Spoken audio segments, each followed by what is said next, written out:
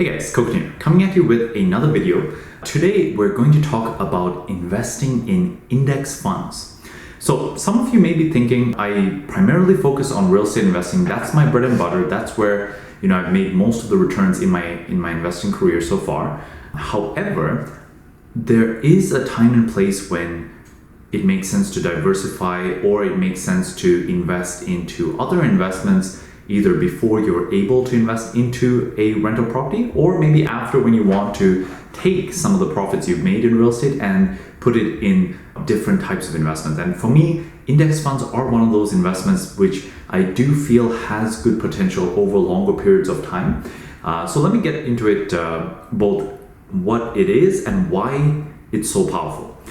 So first of all, an index fund is a investment fund that you can invest in with as little as $20, $50, $100, very small increments of money you can invest into an index fund. And basically what an index fund does is that it tracks an investment index. So an index is basically a collection of some kind of securities, whether it's bonds, stocks, it can even be commodities like gold. So basically it tracks a certain investment sector. Specifically, the index funds that I like to invest in and track are the major stock index funds.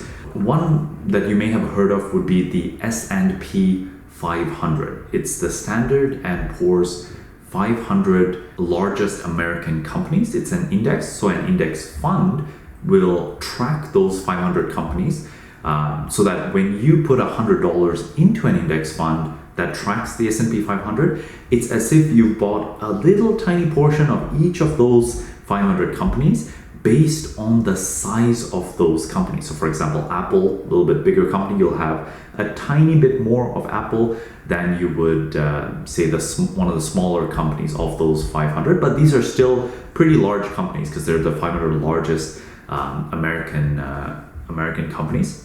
And here's something interesting you may not know.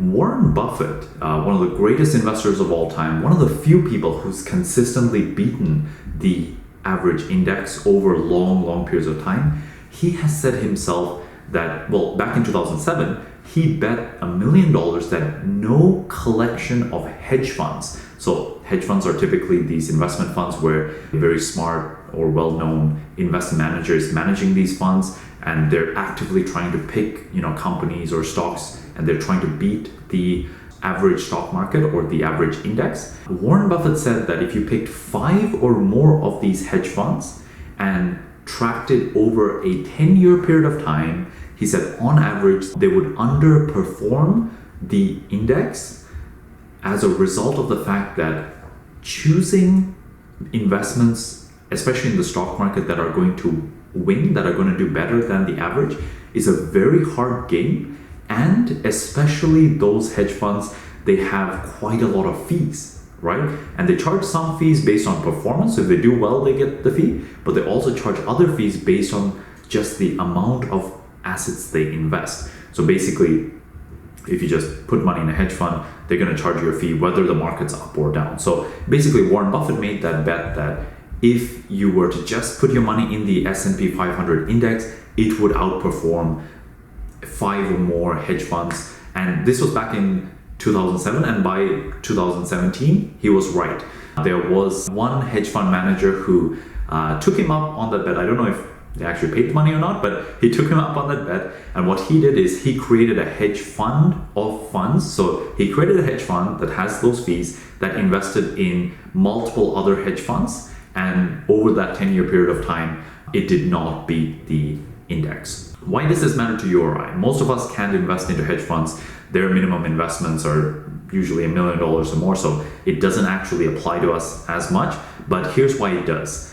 The average person's mutual fund. So in Canada right now, more than 80% of investments that the average person is putting into their RRSP, their TFSAs, or even in their unregistered investment accounts are in mutual funds instead of indexes. Index funds only account for about 20% of the average person's investment portfolio, and the average fee for a typical mutual fund in Canada right now is anywhere from 2 to 2.5%. Actually, the other day I was reviewing my mom's RSPs, which are currently in mutual funds, and I was looking at some of the options, and she was paying on some of these options as high as 2.5%. Let me share why 2.5% is a ridiculously high amount when it comes to paying for a fee on a mutual fund. Right now, we're in 2019. The stock market has come down quite a bit since its peak, right about 30%. It's then come up another 10%.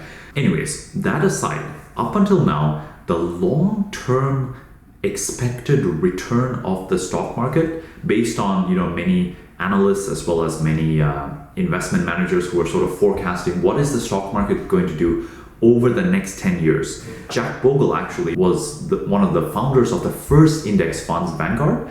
He was saying something similar as well. The expected return of the stock market over the next 10 years is what they're predicting going to be anywhere from around 7%. That was sort of the consensus. This is not just an individual years up or down, but over a 10-year period of time, the actual growth is going to be on average about 7%. Here's why it's important.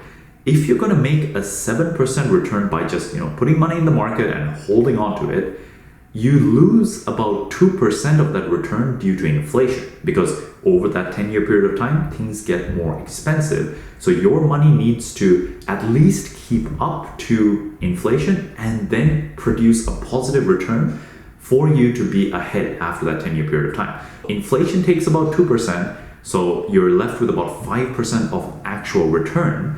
However, if you put your money in a mutual fund that has about 2.5% of fees, in that 10-year period of time, you're losing half of your potential return to fees. So you're only going to make about like 2.5 to 3% in actual return. This is why it really matters that you really watch how much fees you're paying on your mutual fund investment. So in comparison, if you were to put money into a index fund such as the Total Canadian Stock Market Index, so Vanguard has a index where you can invest in the 196 largest Canadian companies. That, for example, has currently a fee of 0.06% instead of 2.5%, 0.06%. Forget what it is. It's like 30 times less in terms of what you're paying. So when you have that kind of investment, you're going to get most of that expected 5% return, right? Again, 5% this is just predictions. No one's actually right when it comes to these kind of things. No one can predict the future, but this is the consensus of what the future holds for investing.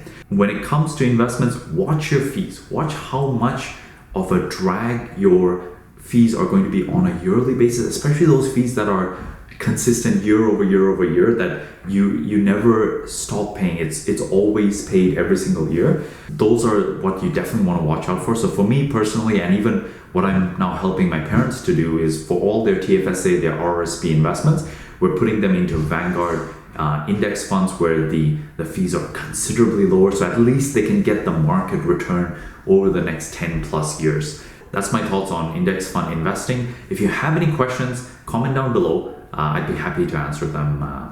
Until next time, all the best.